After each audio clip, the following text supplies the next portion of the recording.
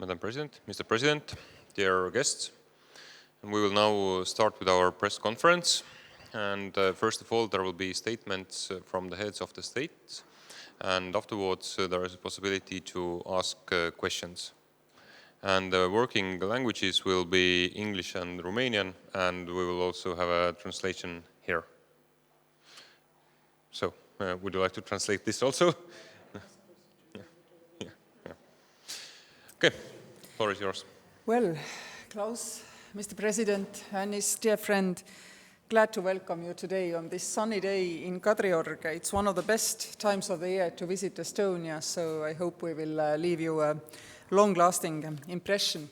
And you know, of course, everybody who is here, that state visit is the most ceremonial and most visible way how two countries can interact. No doubt, it's a celebration of 100 years of establishing our diplomatic relations between our countries, and also 30 years from restoring the relations. And also for me, this is the last state visit to receive during my first term here in the office, so it will forever be a special occasion. Today we celebrate, but as we Estonians tend to think of ourselves as really pragmatical people, we also work today and tomorrow. This visit is piled up with really tight schedule and rows of meetings to enhance cooperation between our states and our businesses, to tighten the ties between our people. Do you need to translate or no? Only vice versa, okay. We both know the statistics and history of our cooperation. If we look at the last 4 or 5 years, I think there is not a linear, but much quicker function growth between what we have been doing together. At least for Estonians, I sense Romania feels much closer. We are close partners, close allies. We work together in EU and stand by each other's side in NATO. Occasionally also fly in each other's airspace in the NATO context. Thank you for doing that. We also work together in the corridors of Brussels to explain to our partners and allies our view of the world and how we see what needs to be done to feel safer, secure, and more prosperous. But not only do we try to convince people in Brussels and Washington, also we take things in our own hands. You have been one of the frontrunners in the Free Seas Initiative cooperation. We have tried to help and support and make it also a practical fund cooperation. We see Free Seas Initiative bearing fruit. It has huge potential for our region of 100 million people to enhance business ties also in between these countries, not only from our region to the better off regions.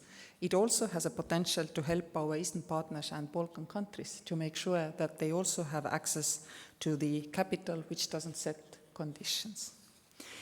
I'm happy that you have decided to visit e-Estonia showroom tomorrow because as this pandemic has demonstrated, we cannot live without safe digital tools. You stressed it to me that it's extremely important that we have no anonymity online.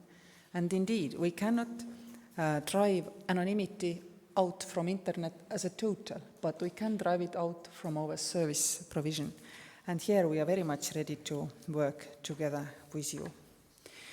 We discussed several issues, and I'm quite sure that we will continue during our dinner to discuss also what more could be done. But finally and foremost, it will still come down to the grassroots level. Our people, our businesses will have to want to cooperate on tourism, on business, and this will continue, these ties getting closer and closer, which we have been able to knit. Also thanks to you, my dear friend, quite a lot. Thank you. Thank you so much, Madam President, dear Kersti. Vă mulțumesc, doamnă președinte. Face o deosebită plăcere să mă aflu în vizită de stat aici la Tallinn. Doresc să vă mulțumesc pentru primirea călduroasă și pentru discuția deschisă și aprofundată pe care am avut-o. Această vizită are loc într-un moment cu totul special pentru România și Estonia, care beneficiază de un parteneriat excelent. 2021 este anul celebrării centenarului relațiilor bilaterale și a celor 30 de ani de la reluarea acestora. Dincolo de momentul simbolic, vizita reprezintă o continuare a dialogului constant și deschis pe care l-am avut permanent cu doamna președinte. În cadrul discuției de astăzi am subliniat interesul deosebit pentru intensificarea schimburilor comerciale și sectoriale. Am remarcat totodată că, după problemele generate de pandemie, relațiile noastre economice cunosc de la începutul acestui an un reviriment îmbucurător. Thank you, Madam President. It is a great pleasure to be on a state visit to Tallinn. I wish to thank you for the warm welcome and for our open and comprehensive discussions. This visit takes place at a very special time for Romania and Estonia, countries that have an excellent partnership. 2020 marks the centennial of our bilateral relations and 30 years since their re-establishment. Beyond the symbolic moment, my visit represents a continuation of the constant and open dialogue that I have had with Madam President. In today's discussion, I have stressed the particular interest in increasing trade and sectoral exchanges. I have also remarked that after the setbacks generated by the pandemic, our economic relations have started to recover encouragingly.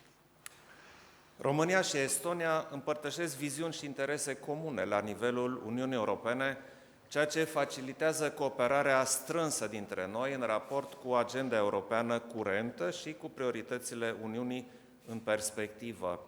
După întâlnirea de astăzi, am convingerea că vom continua să susținem împreună importanța unei abordări unitare la nivelul Uniunii Europene, în deplină coerență cu principiile solidarității, coeziunii, valorilor fundamentale, inclusiv în dezbaterile demarate de puțin timp în cadrul conferinței privind viitorul Uniunii. Am discutat și despre importanța coordonării la nivelul Uniunii Europene în promovarea consolidării rezilienței, atât în plan intern, cât și în plan global. Am subliniat faptul că, mai ales în lumina învățămintelor rezultate din experiența crizei recente, este esențial să acționăm pentru a consolida capacitatea Uniunii de a răspunde eficient la orice noi potențiale provocări. Centrul Euro-Atlantic pentru Reziliență de la București va fi foarte util în acest sens și am invitat Estonia să participe la acesta. Romania and Estonia share common views and interests at European Union level, and these facilitate a close cooperation between us regarding the current European agenda and the Union's priorities for the future. After today's meeting, I'm convinced that we will continue to promote together the importance of a unified approach at the level of the European Union in full coherence with the principles of solidarity, cohesion, fundamental values, including within the recently initiated debates of the Conference on the Future of Europe. We have also discussed the importance of coordination at European Union level in promoting the strengthening of the resilience domestically as well as globally. I have stressed that, especially given the lessons learned from the experience of the recent crisis, it is essential to act in order to strengthen the Union's ability to respond effectively to any potential challenges. The Euro-Atlantic Center for Resilience in Bucharest will be very useful in this regard, and I have invited Estonia to participate. În acest context am discutat despre posibilitățile de întărire a cooperării noastre în domeniul digital, al securității cibernetice și a inteligenței artificiale, dată fiind experiența în acest domeniu a Estoniei, precum și a României, care găzduiește noul centru cyber al Uniunii Europene. Totodată, România și Estonia, ca state aflate pe flancul estic al NATO, înțeleg foarte bine importanța primordială a întăririi posturii aliate de descurajare și apărare de la Marea Baltică la Marea Neagră. În acest context am discutat despre rezultatele summitului NATO din 14 iunie, care a reprezentat un moment esențial pentru viitorul alianței. Am salutat astfel decizia de elaborare a unui nou concept strategic aliat, precum și deciziile luate la summit privind consolidarea posturii politice și militare a NATO, inclusiv pe flancul estic. În acest context am reafirmat și susținerea puternică a țărilor noastre pentru consolidarea relației transatlantice. Am abordat în discuțiile noastre și subiectul cooperării în plan regional în cadrul inițiativei celor 3 mări. Am reiterat aprecierea pentru succesul summitului virtual de la Tallinn de anul trecut, care a reprezentat un pas important în procesul de consolidare a inițiativei în linia deciziilor fundamentale ale summitului pe care l-am găzduit la București în 2018. Inițiativa celor 3 mări poate contribui în perioada post-pandemie la redresarea economică prin dezvoltarea conectivității între statele din regiune. De altfel, un obiectiv principal al României rămâne implementarea proiectelor strategice de interconectare Rail to Sea și Via Carpathia. Ne-am exprimat totodată susținerea pentru succesul summitului de la Sofia de luna viitoare. In this context, we have discussed the possibilities of strengthening our cooperation in the digital area, cybersecurity, and artificial intelligence, given the experience in this area of Estonia and of Romania, which is hosting the new European Security Center. Moreover, Romania and Estonia, as states on NATO's eastern flank, understand very well the paramount importance of strengthening the allies' deterrence and defense posture from the Baltic Sea to the Black Sea. In this context, we have discussed the results of the recent NATO summit on June the 14th, which was an essential moment for the future of the alliance. We welcome the decision to develop a new ally strategic concept, as well as the decisions taken on strengthening NATO's political and military posture, including on the eastern flank. In this context, we have reaffirmed the strong support of our countries for strengthening the transatlantic relationship. In our discussion, we have also addressed the topic of regional cooperation within the 3 Seas initiative. I have reiterated my appreciation for the success of last year's Tallinn Virtual Summit, which was an important step in the process of strengthening the initiative along the lines of the fundamental decisions of the summit that I hosted in Bucharest in 2018. The 3 Seas initiative can contribute to economic recovery in the post-pandemic period by developing connectivity between the states of the region. Moreover, one of Romania's main objectives remains the implementation of the strategic interconnection projects Rail to Sea and Via Carpathia. We have also expressed our support for the success of the Sofia summit next month. În mod firesc, am abordat și evoluțiile din vecinătatea estică. Am discutat situația din Republica Moldova și am arătat susținerea României și a Estoniei pentru reluarea agendei ambițioase de reforme democratice pro-europene a acestui stat. De asemenea, am discutat despre situația îngrijorătoare de securitate din jurul Ucrainei, precum și despre provocările tot mai serioase legate de Belarus. Toate aceste teme sunt relevante și din perspectiva viitorului Consiliu European din 25 iunie, când vom reveni cu o discuție mai strategică asupra relației Uniunii Europene cu Rusia.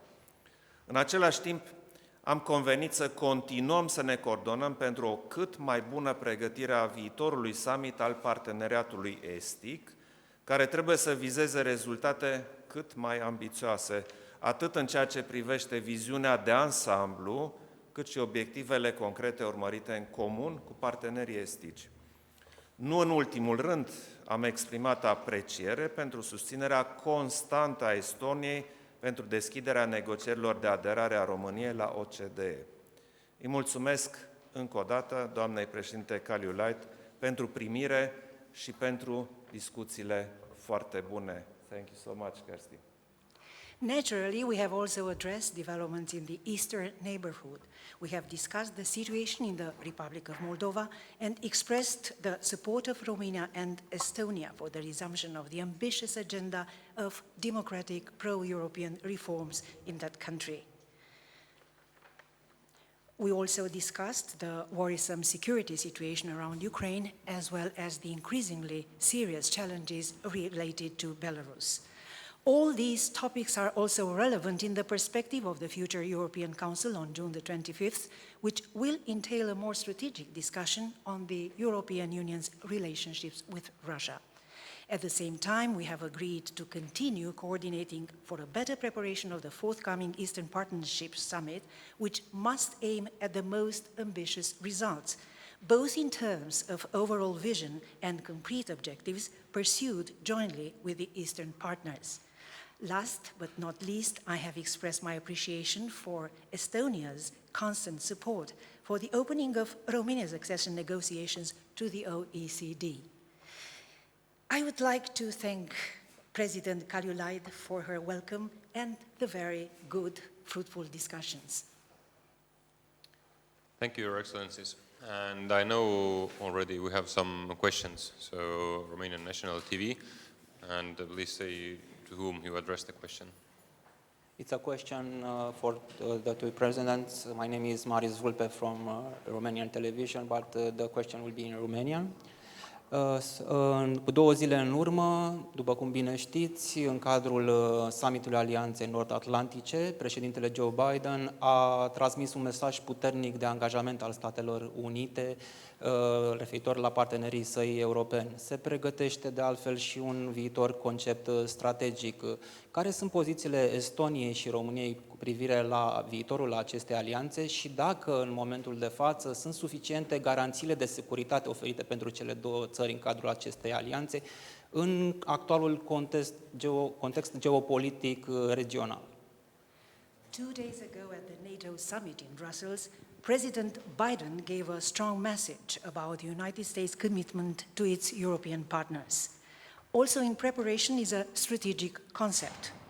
What are Estonia's and Romania's positions about the alliance's future, and are the guarantees currently offered by NATO sufficient given the geopolitical regional context realities? Maybe I would start then. Indeed, we can also refer to the B9 meeting where President Biden said Article 5 is rock solid, repeated, rock solid.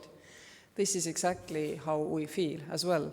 But of course, this doesn't mean that we do not have to step up our own efforts here in Europe, because after all, we all made already in 2014 the promise to spend at least 2% on our defense. And I guess this is something we promised we need to actually fulfill. And it's also something which President Biden, of course, expects us to do. What concerns NATO's new programming, of course, I mean, the world has changed since the last one. There is a more clearly defined adversary in China. There is all the technological development, which in a free world happens out of the control of the governments, which means we need to incorporate technological developments into our military thinking. And it's a bigger work than for adversaries who still control each and every technological development in their country. I think we are in a better position because free and creative people create far better solutions, but we have to pay attention that we are able to accommodate these indeed into our defense thinking. I really appreciate the amount of work which Secretary General Stoltenberg has been doing in this context. What concerns the security, the NATO's deterrence level has risen when there is the need, and sometimes it has also been moderated when there have been a safer Europe. Right now, we have been on the rise, and my prediction is we will continue to be on the rise for a certain time, because right behind the NATO's eastern border is an unpredictable neighbor. Therefore, we see NATO has a 100% successful track record in protecting territorial integrity of its members. But it doesn't happen by itself. It comes by hard work, of which we both are part of, and really appreciate all other allies, I believe, also doing it. So, over to you. Dați-mi voie să încep cu ce am spus luni după summitul NATO. Atunci am spus-o la sfârșitul intervenției mele. Prin deciziile luate la summitul NATO din 14 iunie, România și românii sunt mai bine protejați. Securitatea României este mai bine garantată. Pentru statele noastre, pentru națiunile noastre amândouă, Relația transatlantică puternică este vitală. Relația transatlantică nu este o relație de tip diplomatic doar sau economic doar. Relația transatlantică este chiar baza democrațiilor noastre care se bazează pe valori. Și aș menționa în acest context ceva ce a spus președintele Biden în cadrul alocuțiunii pe care a ținut-o la NATO. Din păcate, în ziua de astăzi, în lume sunt mai puține democrații și mai multe autocrații. Este îngrijorător și este sarcina noastră, este obiectivul nostru să păstrăm abordarea noastră democratică. Asta înseamnă să fim puternici.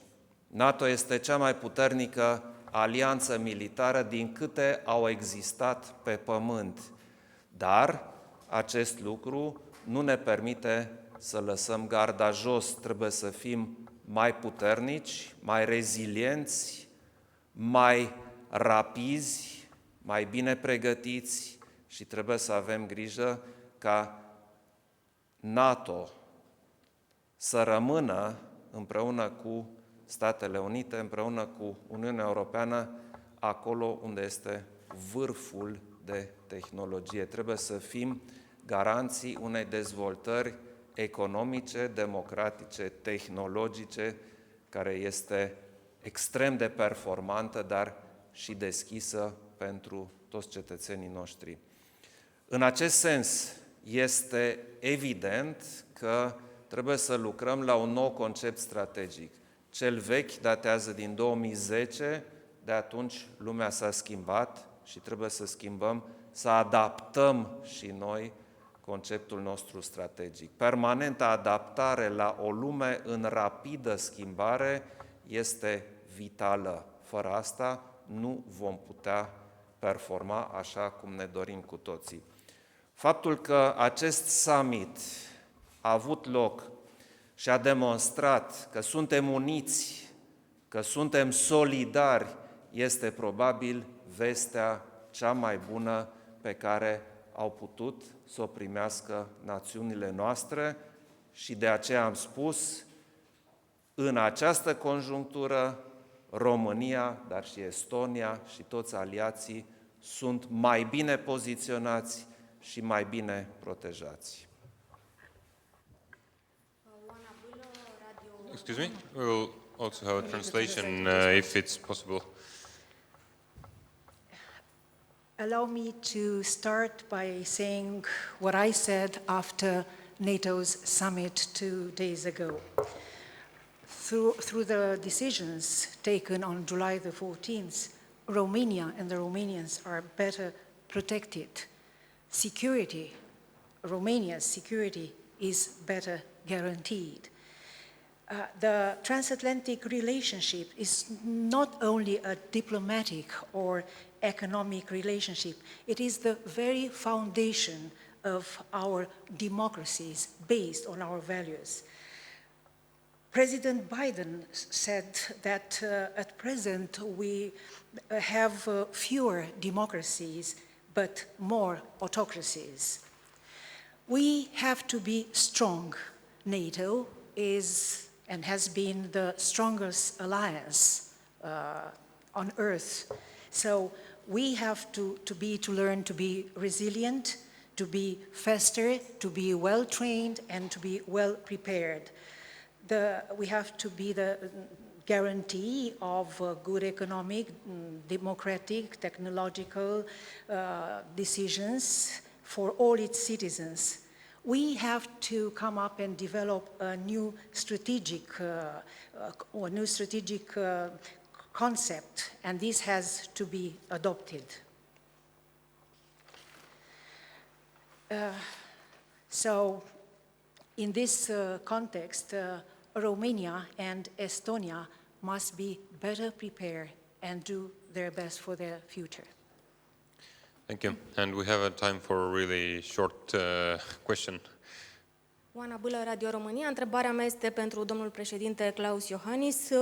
Cum poate România să se inspire din sistemul de e-guvernare estonian pentru modelarea propriului sistem digital, ținând cont și de faptul că Planul Național de Redresare și Reziliență este axat și pe această componentă digitală? What inspiration can Romania derive from the e-governance system in modeling its own digitalization process, given that the National Plan for Recovery and Resilience negotiated within the European Commission officials is focused on these components too? Am abordat această chestiune foarte importantă în discuția cu doamna președinte. Este cunoscut faptul că Estonia este un campion al digitalizării și e-guvernării. Este la fel de clar că relațiile noastre foarte bune sunt o bază solidă pentru o colaborare în acest domeniu. Voi încuraja pe toți responsabilii de la noi din domeniu să contacteze pe omologii lor din Estonia și să încercăm să lucrăm împreună la un concept de succes. Estonia este cu mult, aș spune chiar foarte mult, înaintea noastră în ce privește sisteme de e-guvernare, servicii digitale pentru toți cetățenii, securitatea rețelelor și așa mai departe. Avem foarte mult de învățat și sunt optimist în ce privește o colaborare foarte sănătoasă în acest domeniu. Ca să punctez acest lucru, să nu rămânem doar la declarații politice, mâine voi vizita centrul prin care Estonia arată musafirilor cum văd ei aici în Estonia sistemele de e-guvernare, e-servicii și securitatea acestora. We have tackled this issue with Madam President. Estonia is a leader in digitalization. Estonia is a leader in e-governance. We have a very strong foundation for cooperation in this domain for all these reasons. Our specialists, our experts will contact Estonia to come up and develop a successful concept. Estonia, from this perspective, is much ahead of us. And I'm talking here about e-governance, about network security. So we have a lot to learn from Estonia, from your country. And that is why I'm very optimistic that our cooperation is going to be very, very successful. Tomorrow, I will visit the center, this specialized center, to see how it works. And once again, I'm very optimistic that it's going to be a great success. Thank you for that. And I'm afraid with this, we have to finish our press conference as the next meeting is already waiting us in a couple of minutes. So thank you, Your Excellencies. Thank you, everybody else. And enjoy the rest of the evening.